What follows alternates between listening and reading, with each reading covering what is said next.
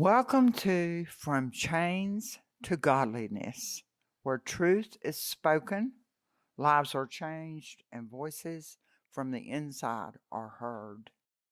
Tonight, let us simply quiet ourselves and listen to the Word of God. Thank you for joining me as we unfold the Bible together, one chapter at a time. So let's get to it. 2 Samuel chapter 14, verse 1.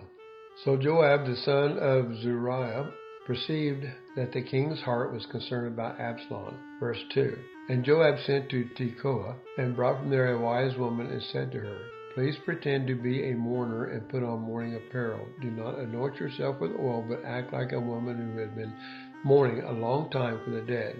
Verse 3. Go to the king and speak to him in this manner. So Joab put the words in her mouth. Verse 4. And when the woman of Tekoa spoke to the king, she fell on her face to the ground and prostrated herself and said, Help, O king. Verse 5. Then the king said to her, What troubles you? And she answered, Indeed, I am a widow. My husband is dead. Verse 6. Now your maidservant had 2 sons, and the 2 fought with each other in the field, and there was no one to part them. But the one struck the other and killed him. Verse 7. And now the whole family has risen up against your maidservant, and they said, Deliver him who struck his brother, that we may execute him for the life of his brother, whom he killed, and we will destroy the heir also. So they would extinguish my ember that is left, and leave to my husband neither name nor a remnant on the earth. Verse 8. Then the king said to the woman, Go to your house, and I will give orders concerning you. Verse 9. And the woman of Tekoa said to the king, O Lord, O king, let the iniquity be on me and on my father's house, and the king and his throne be guiltless. Verse 10. So the king said, Whoever says anything to you, bring him to me, and he shall not touch you any more. Then she said, Please let the king remember the Lord your God, and do not permit the avenger of blood to destroy any more, lest they destroy my son. And he said, As the Lord lives, not one hair of your son shall fall to the ground. Verse 12. Therefore the woman said, Please let your maidservant speak another word to my lord the king.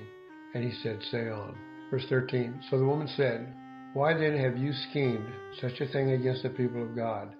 For the king speaks this thing as one who is guilty, and that the king does not bring his banished one home again. Verse 14. For we will surely die and become like water spilled on the ground, which cannot be gathered up again. Yet God does not take away a life, but he devises means so that his banished ones are not expelled from him. Verse 15. Now therefore I have come to speak of this thing to my lord the king, because the people have made me afraid. And your maidservant said, I will now speak to the king. It may be that the king will perform the request of his maidservant. Verse 16. For the king will hear and deliver his maidservant from the hand of the man who would destroy me and my son together from the inheritance of God. Verse 17. Your maidservant said, The word of my lord the king will now be comforting. For as the angel of God, so is my lord the king in discerning good and evil. And may the Lord your God be with you. Verse 18. Then the king answered and said to the woman, Please do not hide from me anything that I ask you. And the woman said, Please, let my lord the king speak.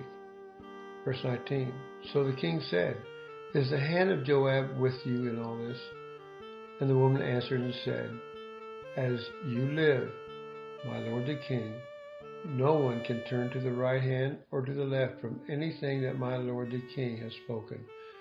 For your servant Joab commanded me, and he put all these words in the mouth of your maidservant. Verse 20. To bring about this change of affairs, your servant Joab has done this thing. But my Lord is wise, according to the wisdom of the angel of God, to know everything that is in the earth. Verse 21. And the king said to Joab, All right, I have granted this thing. Go therefore and bring back the young man Absalom. Verse 22. Then Joab fell to the ground on his face and bowed to him, and thanked the king. And Joab said, Today your servant knows that I have found favor in your sight, my lord, O king, and that the king has fulfilled the request of his servant. Verse 23. So Joab arose and went to Geshur and brought Absalom to Jerusalem. Verse 24. And the king said, Let him return to his own house, but do not let him see my face. So Absalom returned to his own house, but he did not see the king's face. Verse 25. Now in all Israel there was no one who was praised as much as Absalom for his good looks. From the sole of his foot to the crown of his head, there was no blemish in him. Verse 26. And when he cut the hair of his head, at the end of every year he cut it because it was heavy on him. When he cut it, it weighed the hair of his head at 200 shekels according to the king's standard. Verse 27. To Absalom were born 3 sons and 1 daughter whose name was Tamar. She was a woman of beautiful appearance. Verse 28. And Absalom dwelt 2 full years in Jerusalem, but did not see the king's face. Verse 29. Therefore Absalom sent for Joab to send him to the king, but he would not come to him. And when he sent again the second time, he would not come. Verse 30. So he said to his servants, See, Joab's field is near mine, and he has barley there. Go and set it on fire. And Absalom's servants set the field on fire. Then Joab arose and came to Absalom's house and said to him, Why have your servants set my field on fire? Verse 32. And Absalom answered and said, Look, I sent to you, saying, Come here, so that I may send you to the king to say, Why have I come from Geshur? It would be better for me to be there still. Now therefore, let me see the king's face. But if there is iniquity in me, let him execute me. Verse 33. So Joab went to the king and told him. And when he had called for Absalom, he came to the king and bowed himself on his face to the ground before the king. And the king kissed Absalom. Well, that completes this chapter. So thank you for joining me as we read through the Bible.